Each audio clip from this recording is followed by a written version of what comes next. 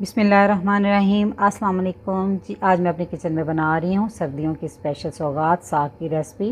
बहुत ही मज़ेदार और आसान सी ये रेसिपी है। तो रेसिपी स्टार्ट करने से पहले चैनल पर नए हैं काइंडली सब्सक्राइब करें, साथ में बेल के बटन को ज़रूर दबाएं ताकि मेरी हर नई वीडियो सबसे पहले देख सके। तो जी शुरू करते हैं।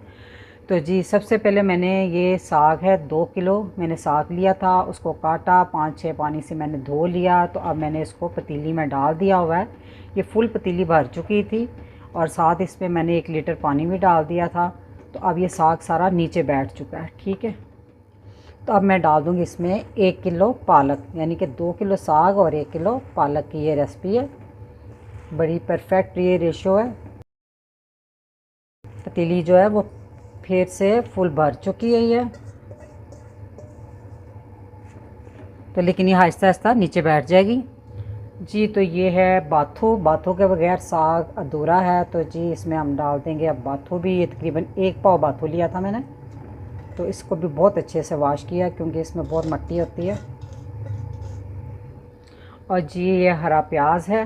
तो ये प्याज मैंने लिया आधा पाव यानी, और ये कटा हुआ तकरीबन 1 कप के आसपास है। पूरा फूल है लहसुन का। और ये हरी मिर्चें हैं, 50 ग्राम मैंने हरी मिर्चें ली थी, उनको चॉपर में चॉप कर लिया। बर्तन में थोड़ा सा पानी डाल के अच्छी तरह साफ़ कर लें। 1 टेबलस्पून नमक, आप हस्बे टेस्ट ले सकते हैं, और 1 टीस्पून हल्दी, ठीक है। अब इस टाइम आँच जो फुल है, साथ साथ आपने चम्मच से इसको नीचे करते जाना है। और इस चीज़ का ख्याल रखना, जो पहला उबाल होगा ना इसका, वो ऊपर आता है तो पालक सारी ऊपर से इस तरह बाहर आ जाती है। तो इसलिए चम्मच से आपने साथ साथ हिलाते रहना जी। तो साग में बॉयल आ गया, आप देख सकते हैं, ठीक है। तो पालक भी नीचे हो गई काफ़ी। ये पालक ने भी ढेर सारा पानी छोड़ दिया। तो इस तरह आपने चम्मच से नीचे करते रहना है इसको। तो अब हम इसको डाल देंगे इस तरह। चम्मच में बीच में ही छोड़ रही हूँ थोड़ी देर के लिए, ताकि ये पालक उबल के फिर बाहर ना आ जाए। तो आँच आपने स्लो कर देनी है। स्लो आँच पे आपने कम से कम 2 घंटे इसको पकाना है, और ज़्यादा भी आप पका सकते हैं जितना आपके पास टाइम हो। जितना ज़्यादा पकेगा साग उतना ही मज़े का बनता है। और आप ये जो इसमें पानी है ये आपने सारा खुश्क करना है। 2.5-3 घंटे हो गए साग को पकते हुए। तो आप देख सकते हैं साग का पानी सारा खुश्क हो चुका है, बस हल्का हल्का सा है। तो इतना हमें चाहिए इसमें। जब इस तरह करें ना, देखें थोड़ा थोड़ा पानी, ठीक है। तो साग भी बड़ा अच्छे से गल चुका है। तो चूल्हा इस टाइम कर देते हैं बंद। इस पॉइंट पे आपने ये 3-4 टेबलस्पून आटा डालना और साथ साथ अच्छी तरह मिक्स करते जाना है, क्योंकि ज़्यादा एकदम से डालेंगे तो इसकी गुठलियाँ बन जाएंगे। तो साग को बहुत मुलायम करने के लिए इसमें आटा डाला जाता है जी। तो आटा हमने सारा अच्छे से मिक्स कर लिया। आप देख सकते हैं साग भी बहुत थिक हो गया। पानी जो है इसमें जो थोड़ा बहुत रखा था वो जज़्ब हो गया। तो अब हम इस घोटने के साथ साग को अच्छे से घोटा लगाएंगे। देखें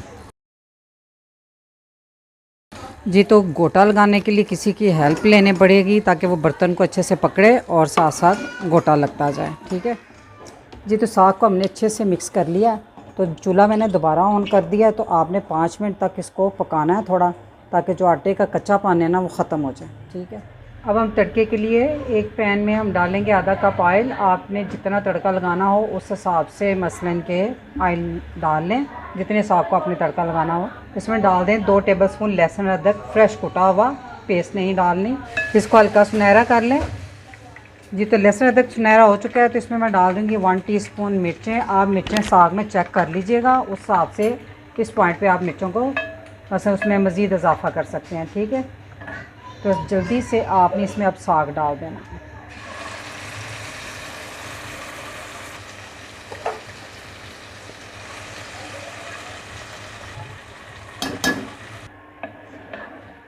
जी, तो तड़के को हमने अच्छे से मिक्स कर लिया साग के साथ। तो 4-5 मिनट तक हल्की आंच पे इसको ढाँप के पका लें।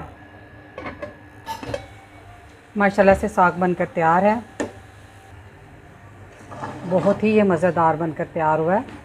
तो आप इस रेसिपी को ज़रूर ट्राई कीजिएगा। तो रेसिपी अच्छी लगी तो वीडियो को लाइक, फैमिली मेम्बर, फ्रेंड के साथ शेयर कीजिएगा। दुआओं में याद रखिएगा। अल्लाह हाफिज़।